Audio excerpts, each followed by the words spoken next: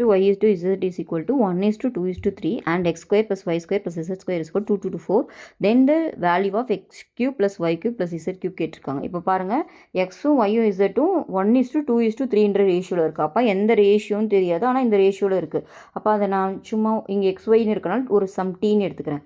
அப்போது x Y இசட்டா, X வந்து D, இது வந்து 2 ரேஷியோ, அப்போ 2t, இது 3t அந்த மாதிரி இருக்குது.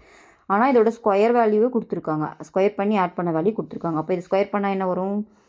டி ஸ்கொயரு, இது 4t ஸ்கொயரு, இது 9t ஸ்கொயர். ஓகேவா? இது எல்லாத்தையும் ஆட் பண்ண எவ்வளோ? 2 to 4னு கொடுத்துருக்காங்க. இப்போ இதை ஆட் பண்ணுங்கள். 14 square, 14t square is equal to 2 to 4. இப்போ டி ஸ்கொயர் வேணும்னா 2 to 4 டிவைட் பை 14 டிவைட் பண்ணிங்கன்னா உங்களுக்கு எவ்வளோ வரும்? 1 time 6 time. So t square 16 வருது. அப்போது டி வந்து ப்ளஸ் ஆர் மைனஸ் 4னு வரும். கரெக்டாக நம்ம ப்ளஸ் வேல்யூ தான் ரேஷியோவில் எடுத்துப்போம். அப்போ 4. இப்போ டி கண்டுபிடிச்சோம்னா இப்போ எக்ஸ் ஒய் இசட்டும் கண்டுபிடிச்சிடலாம். அப்போ எக்ஸ் என்ன வரும்?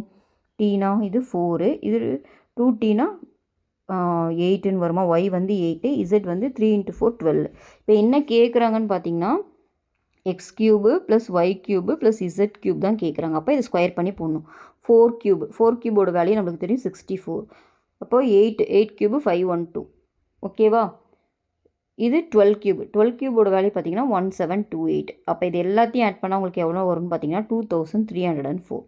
இதுதான் இந்த சம்மோட ஆன்சர். ஓகேவா?